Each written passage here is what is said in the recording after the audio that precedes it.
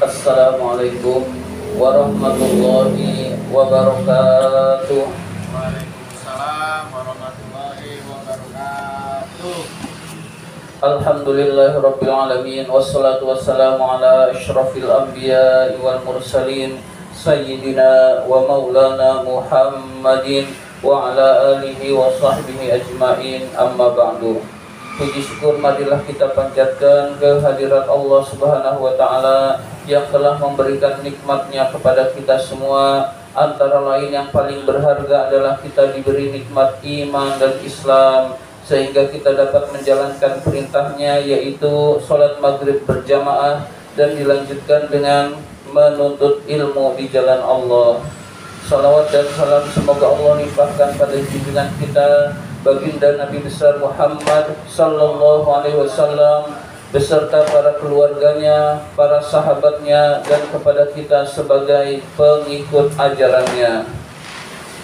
Seperti biasa, marilah kita awali taklim kita dengan membaca surat Al-Fatihah. Mudah-mudahan di tahun baru ini kita dikuatkan iman dan Islam kita, keadaan kita lebih baik daripada tahun kemarin, dan juga diberi kemudahan di dalam mencari rizki yang banyak, yang halal dan yang berkah.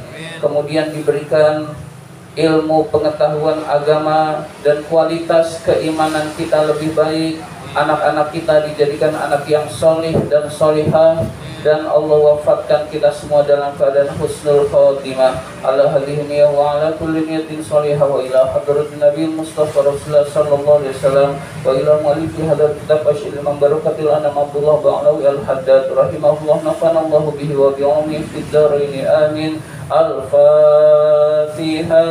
A'udzu billahi minasy syaithanir rajim. Bismillahirrahmanirrahim. Alhamdulillahi rabbil alamin. Ar-Rahmanir Rahim. Maliki yaumiddin. Iyyaka na'budu wa iyyaka nasta'in. Ihdinas siratal mustaqim. Siratal ladzina an'amta 'alaihim ghairil maghdubi 'alaihim waladdallin. Amin. Marilah kita awali, marilah kita lanjutkan taklim kita, pembahasan kitab An-Nasaihud Diniyah ini. Sekarang masih halaman 68. Halaman 68. 5, 6, 7, 8, 9, 10, 11, 12, 13. Baris ke-13 dari atas. Baris ke-13.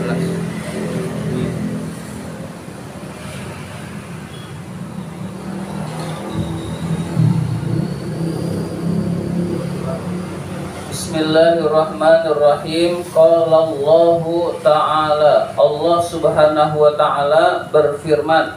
Nah, ini hanya cuplikan ayat. Wala tajassasu, yang artinya janganlah kalian mencari-cari kesalahan orang lain. Jadi tajassus itu artinya mencari-cari kesalahan orang lain.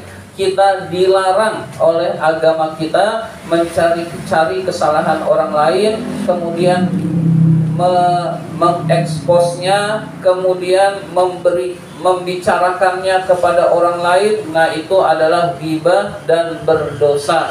Jadi mencari-cari kesalahan orang lain, mencari-cari aib orang lain, itu dilarang oleh agama kita dan ada di dalam Al-Qur'anul Karim. Nah, kalau kita perhatikan zaman sekarang sudah luar biasa. Banyak orang yang memang profesinya nyari-nyari kesalahan orang lain, malah mengeksposnya malah dengan sungguh sangat luar biasa sekarang ini. Nah, kita dilarang oleh agama kita.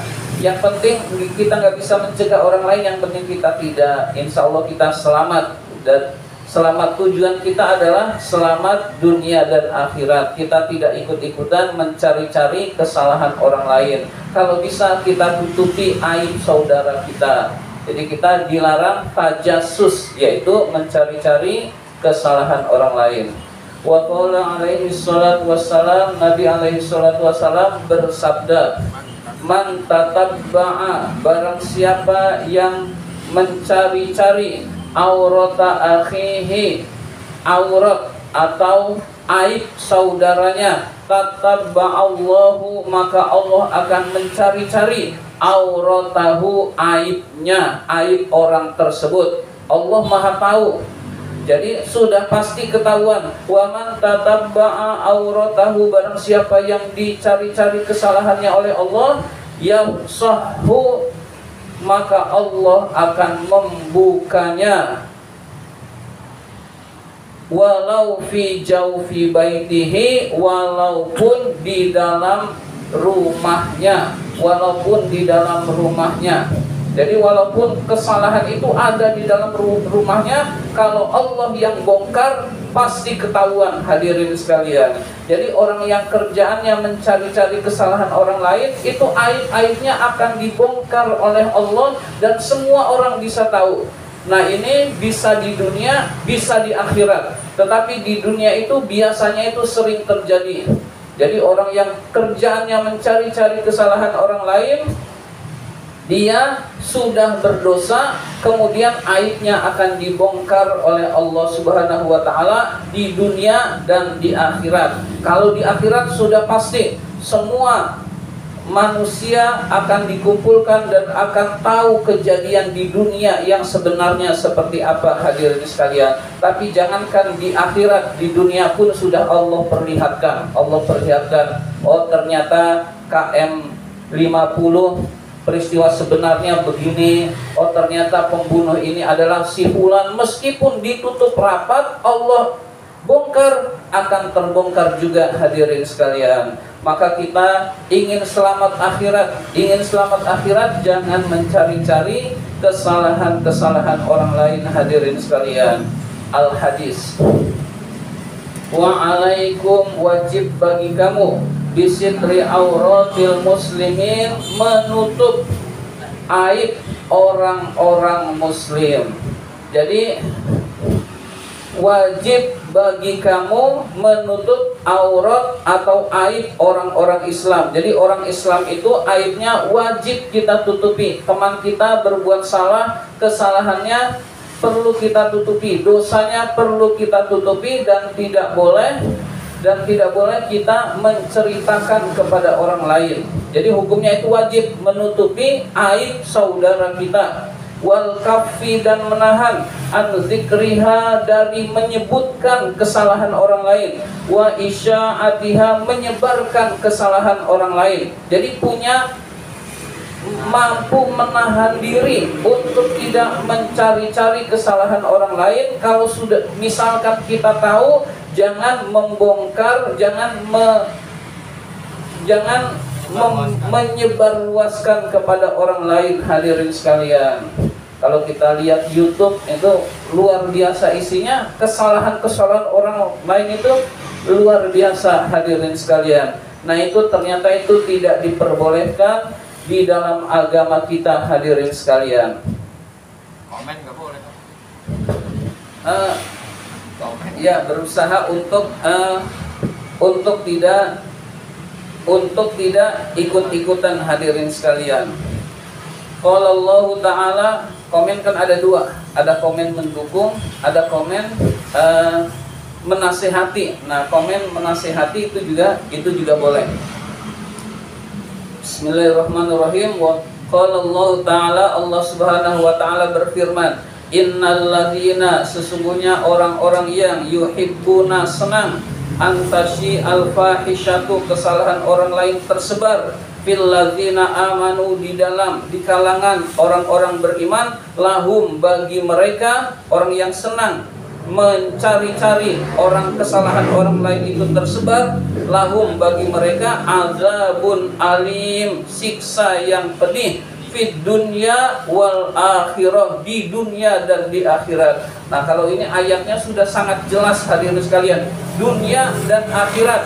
Biasanya azabun alim itu fil akhirah itu seringnya, tapi ini luar biasa, Allah kasih tahu azabun alim, siksa yang pedihnya itu fid dunya wal akhirah, di dunia dan di akhirat. Jadi orang yang tukangnya menyebar keburukan orang lain, siksanya adalah di dunia dan di akhirat, hadirin sekalian. Maka jangan sampai kita menjadi orang-orang yang suka ghibah, mencari-cari kesalahan orang lain, menyebarluaskan kesalahan orang lain, terutama sesama muslim, hadirin sekalian.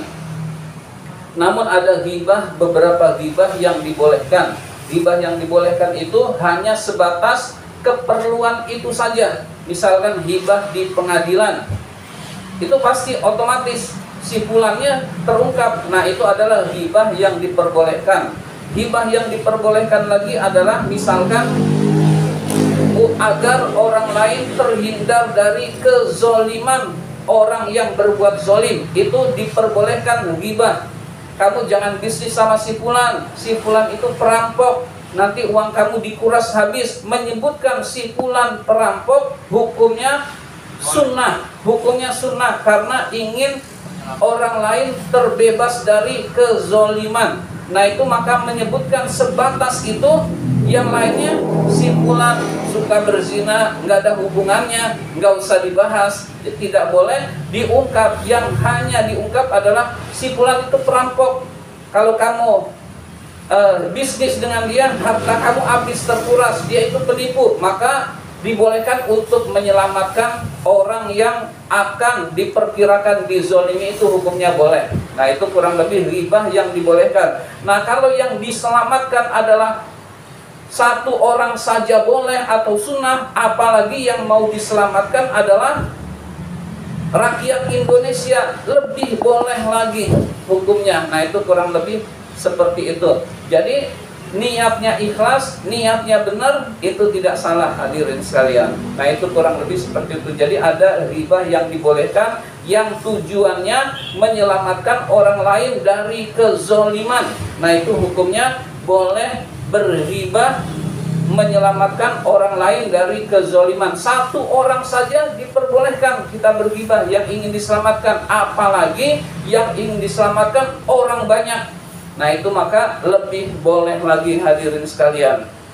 Jadi tergantung tujuannya. Wa qala alaihi salatu wassalam, Nabi alaihi salatu wassalam bersabda, man sataro, barang siapa yang menutupi musliman, seorang muslim, menutupi aib seorang muslim, satarahullahu, maka Allah akan menutupi aibnya fid dunya wal akhirati, di dunia dan di akhirat. Jadi kalau kita menutupi aib saudara kita, maka Allah akan menutup aib kita di dunia dan juga di akhirat. Kalau Allah ingin membongkar aib, sangat mudah. Allah Maha mengetahui. Allah Maha mengetahui segala sesuatu. Dengan kasus yang kecil kemudian bisa melebar, membongkar semua aib-aib orang, itu sangat mudah bagi Allah Subhanahu wa ta'ala. Nah, kalau ada saudara kita yang berbuat salah, kemudian hendaklah kita menutupi aib saudara kita, hadirin sekalian. Maka Allah akan menutupi aib kita di dunia dan juga di akhirat. Wala yuksiru, dan tidak memperbanyak al-haudhu fi uyubin nasi, sibuk terhadap aib-aib manusia, wa zikri musawihi, menyebut kesalahan-kesalahan mereka, wa kasfi auratihim, membongkar aurat atau aib mereka, illa, kecuali orang itu adalah kullu munafikin, setiap orang munafik, mamqutin, yang dibenci oleh Allah Subhanahu wa ta'ala. Jadi orang yang kerjaannya membongkar aib orang lain, ketahuilah itu adalah orang munafik yang dibenci oleh Allah Subhanahu wa ta'ala. Berarti kita ingin selamat akhirat, maka usahakan kita upayakan hati kita ini bersih, selalu baik sangka kepada manusia dan juga kepada Allah. Kalau manusia itu berbuat salah, kita pikir kesalahan dia itu seperti ini, ternyata ada juga pada kita, berarti kita juga buruk. Nah, dengan demikian kita tidak sombong, sehingga hati kita selalu bersih, hadirin sekalian. Wallazi yajibu, perkara yang wajib, alal muslimi, atas seorang muslim, idza ra'a, ketika melihat, min akhihil muslimi, dari saudaranya yang muslim, auratnya, aibnya, ayasturoha alaiha, hendaklah menutupinya aurat tersebut. Jadi kewajiban seorang muslim ketika melihat aurat itu aib saudaranya, maka kewajiban orang muslim itu menutup aib tersebut. Wa ayyan sohahu, dan menasehatinya. Jadi setelah menutup, menasehatinya fisirri, di dalam rahasia, bilutfin, dengan lemah lembut, wa syafaqatin, dan kasih sayang. Jadi dengan perasaan lembut, dengan kasih sayang, dan dengan rahasia. Rahasia itu maksudnya jangan di tempat umum, lagi berbuat salah langsung ditegur, orang itu malu. Nah, malu dia akan mengelak. Nah, wajib gitu, atau urus dirimu sendiri dan lain sebagainya. Jadi orang kalau ditegur di tempat umum, biasanya dia akan malu, lalu dia akan menolak. Tetapi dibiarin dulu. Nah, setelah itu diundang, kemudian diundang sendiri berdua, dibicarakan itu salah, biasanya mau menerima.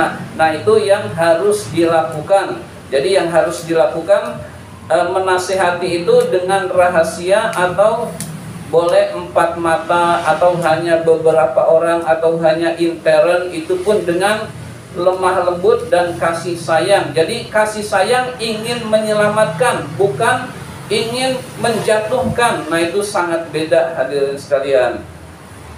Wallahu, Allah, fi aunil abdi, akan selalu menolong hambanya. Maka nal abdu, selama hambanya itu, fi auni akhihi, di dalam menolong saudaranya, atau selalu menolong saudaranya. Jadi Allah itu selalu menolong hamba-hambanya kalau hamba itu menolong saudaranya. Jadi ada orang yang membutuhkan, kita punya, kita bantu. Ada orang yang butuh, kita punya, kita bantu. Itu namanya menolong saudaranya. Termasuk menolong saudaranya adalah dengan penuh kasih sayang, ingin menyelamatkan dia dari tergelinciran kemaksiatannya. Jadi ada saudara kita yang suka bermaksiat. Nah, kita tegur, kita nasihati dengan baik. Nasihatnya juga tidak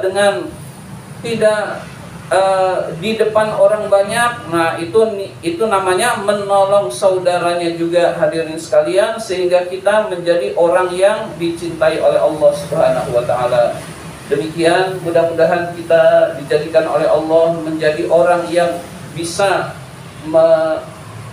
menutup aib saudara kita dan tidak tajassus, yaitu membicarakan keburukan orang lain, sehingga kita semua senantiasa dirahmati oleh Allah Subhanahu wa taala. Amin ya rabbal alamin. Allahumma inna na'udzubika min ilmin la yanfa' wa qalbin la yakhsha' wa amalin la yurfa. Amin ya rabbal alamin. Demikian, kurang lebihnya mohon maaf. Terima kasih atas perhatian. Wabillahi taufiq wal hidayah. Wassalamualaikum warahmatullahi wabarakatuh.